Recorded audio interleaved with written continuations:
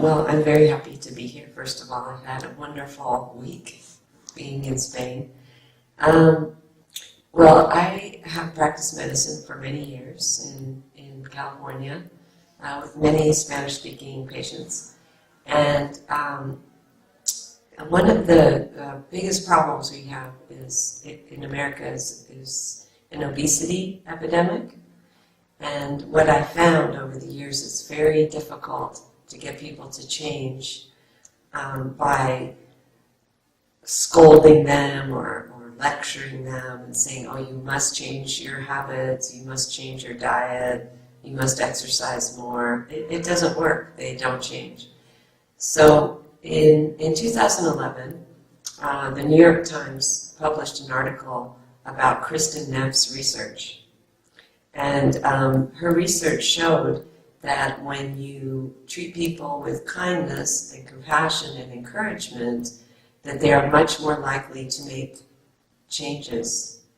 And I already had a sense that this was true just from my own practice, that if I tried to motivate myself to change with criticism or harshness, that it usually did not work. But if I was kind and permissive and forgiving, then I could make changes. So now I had evidence that this was actually proven in research.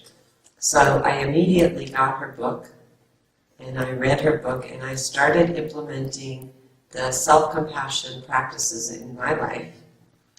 And then I started to work with my patients a little differently, more, and show them, here, look, you know, if you are kinder and more compassionate to yourself, you're much more likely to treat yourself like you would treat someone else that you love, rather than trying to change because you think you're bad. So I loved her book, I loved her work and her research, and then I got Christopher Germer's book, and that was even expanded my practice and my understanding even better. So the other area where it has been so important for me is in the area of taking care of myself when I'm interacting with people who are suffering, who are sick. And many times in my career I have experienced we call burnout or empathy fatigue. And so the first exercise, motivating ourselves with compassion, huge for me, helping patients and myself. But the other was learning to breathe the giving and receiving compassion, learning how to take care of myself while listening to a suffering person helped me so much. I wish I learned it the very first day of medical school, and I wish it was taught to every psychologist, resident, student, before we start helping other people, that we learn this giving and receiving compassion with equanimity. I love the metaphor they use, that it's like learning to breathe underwater, you know, with a snorkel, because I like snorkeling. I like it. So, and that's actually what it feels like when you're with suffering people and you have this ability to offer yourself and them kindness without having to leave. You know, the usual strategies for burnout are that, you know, you take a vacation, you get a massage, you go take a walk, but all of that means that you can't do it on the spot when you're with the person. So that's why this practice is so different and so powerful and so helpful. So those are some areas where it's really helped me professionally, and I think could help a lot of physicians and nurses to, you know, have more resilience and also more tools to offer people to make healthy changes.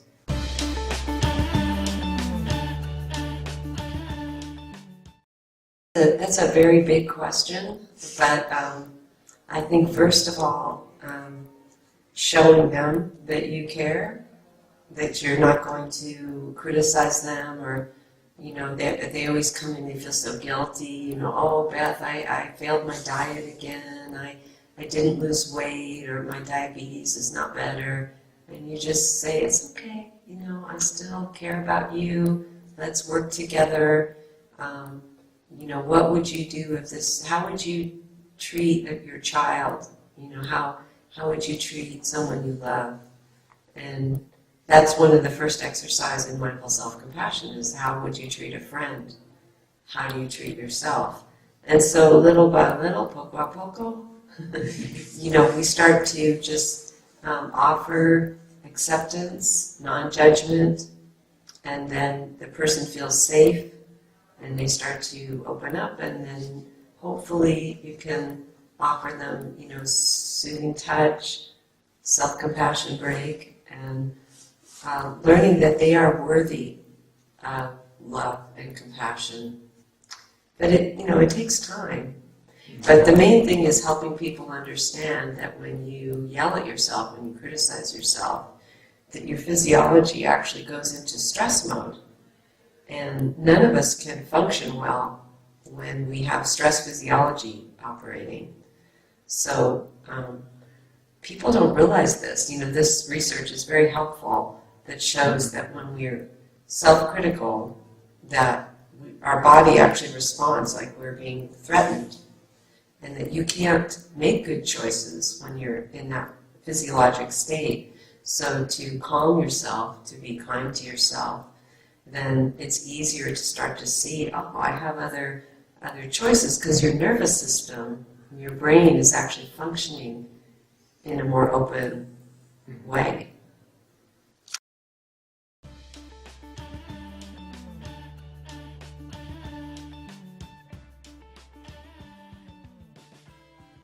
I'm writing a book, the working title, not for sure, but the working title is The Dharma of MBSR.